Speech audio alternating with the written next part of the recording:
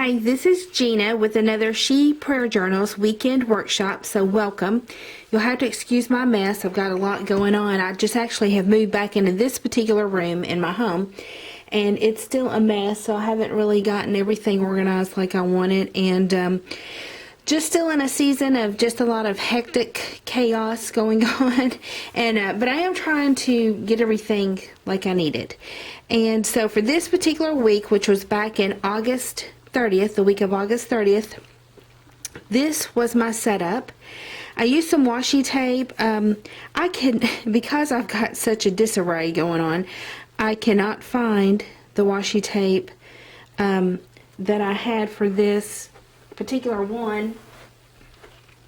It was a pack that came off Amazon. Here's one that was part of that pack that's really pretty. This is more kind of like a honeycomb kind of look. I can't find it, but it was part of a pack. And then I had some larger washi tape that, I don't know if you call these poppies or what, but some pretty red flowers. This was just some generic yellow washi tape. And then this is some washi tape that I had that comes from that company called, or place or something called Zazuli, China. But anyways, I like it because it's transparent, and so it went really well with what I was trying to do. This is actually paper from just scrapbook paper that I cut out that I got at Walmart.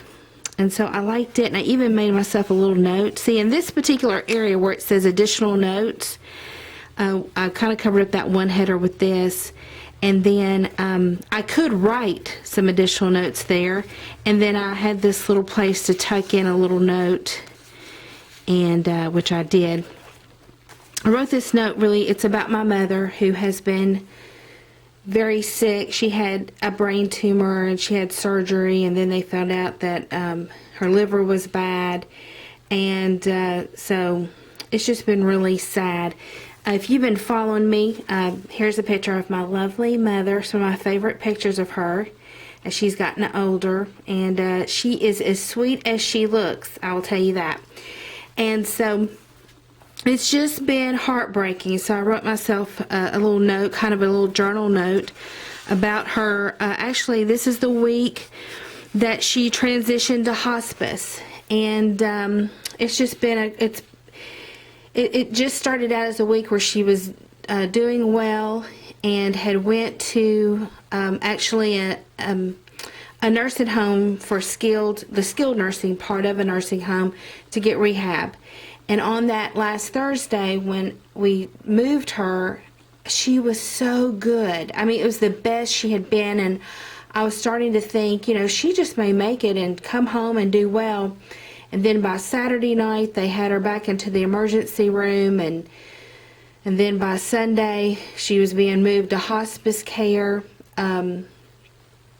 She had done well at the hospice care, which is a problem in itself. We couldn't bring her home because my dad is in his 70s, and he's really in no way that he can take care of her. So she went into inpatient hospice care. And they actually kind of got her almost as well as she had been in the hospital. I didn't realize in hospice care that they continue to give you medications. I knew that they made you comfortable, but I didn't realize they did a lot of other things. And she got too well to stay in that inpatient care. And so I just about had a nervous breakdown that week because I thought, we didn't want her to go back to a nursing home because she does not want to be in a nursing home, and we're afraid for her to be in a nursing home, quite frankly. And so God is so good, and I've made that entry. God is good and merciful. We kept hearing that there was a woman that lived in our town that kept hospice patients at her home, and we weren't real sure about that because, you know, sometimes you're not sure about those people too. It's all about safety and security and how people are treated, and you just never know. And so, come to find out, my dad had them do a little bit of research about it, and God is just so good and merciful, and that's why I wrote that. But it turns out that this woman that does that is my mother's cleaning lady's twin sister. So not only does she look like my mother's cleaning lady, she talks just like her. I mean, I would never be able to tell the difference between them on the phone. And so and she had an opening, and we were able to get her transition there, and I'm just so satisfied with that and under the circumstances. So, but this was a very, very stressful week with all of that going on, the ups and downs, thinking, well, she just might come home, and then going, no, she's going to go to a hospice, and then thinking, well, at least we got her in inpatient hospice, and then find out, no, she's getting kicked out of hospice, and then the inpatient part, and then finding her a place to be, and then they had an opening, and it was, oh my gosh, I mean, it's just been the craziest week. And one of the things my husband finally told me one day, I put that I had some pull time and a mental break. Actually, that was a praise, because at one point I left work early trying to work out these details about getting her transitioned back to this home that we have her at, which is in the town we live in.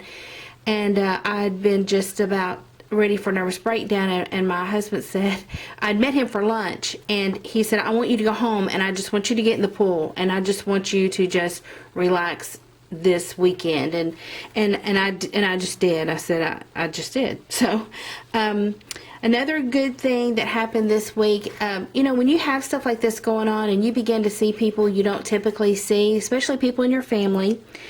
I had a relative, and I felt like a few years back I had said something to hurt her feelings, because I have this terrible, terrible habit of trying to be funny, and yet I'll say something stupid, or maybe it's kind of offensive, like just trying to be funny. And I had done that, and I felt like I had really offended one of my relatives. And when she came to the hospital, to the hospice area, the inpatient one, and we were talking and hugging and crying and stuff, I said, hey, I've got to say this to you. I felt like back at such and such time, I said yada, yada, yada, and I felt like that offended you, and I'm just so sorry. And she, didn't really remember it, but I got to clear my conscience. I love reconciliation moments where the Lord tells us that if we think somebody has something against us, now get this, He's not saying if you have something against somebody to go to them. No, He's telling us, if you know or think someone is upset with you, you need to go with them to make that right. And so I just humbly said, I'm so sorry, I was just trying to be funny, and I know you probably didn't appreciate what I had said, and so she didn't really remember, and then she apologized to me for something that happened. I mean, it was when we were in college together, actually. She'd given me some advice, and she goes, now I realize what bad advice that was. And so that is something I didn't even realize. This has only been a couple of years that I've been feeling bad about something I said, thinking she may be upset with me, and the Lord continuously dealing with me in that 2-year period to make that right. And I just, I'm thinking, I don't want to go down there, I don't want to bring that up, and blah, blah, blah, and all these. And He just finally presented me with an opportunity to do it, and I took that opportunity. And I found it amazing that she had something similar, and it just gave her that freedom, that opportunity to clear the air with me. And it was wonderful. It was just wonderful. And so I love those reconciliation moments, and I urge you to take advantage of them when they come your way as well. My mother had some terrific days, because she had some terrific days, but then those fell apart. And then God, He came through for us. And my dad's attitude has just been so good through all of this. It's been hard on him, but I just have been just amazed at my father's attitude, and this, just this, he can, attitude that he can just make it through this, and we're going to make the best decisions we can, and just to be as positive as he can be. And I just really have appreciated him. And, I always knew that my daddy was strong, but, just to see him go through this and with this attitude, because, I look at my attitude. I made a note under freedom and forgiveness where I just kind of talk about with the Lord things I think I'm struggling with or failing in, and my attitude was so bad this week and this particular week. And, so my husband's like, you just need to go home and get in the swimming pool. And, so, it's been hard and difficult, and I'm sorry to cry on you guys, but it's just been crazy. Now I can't hardly see, but let me look.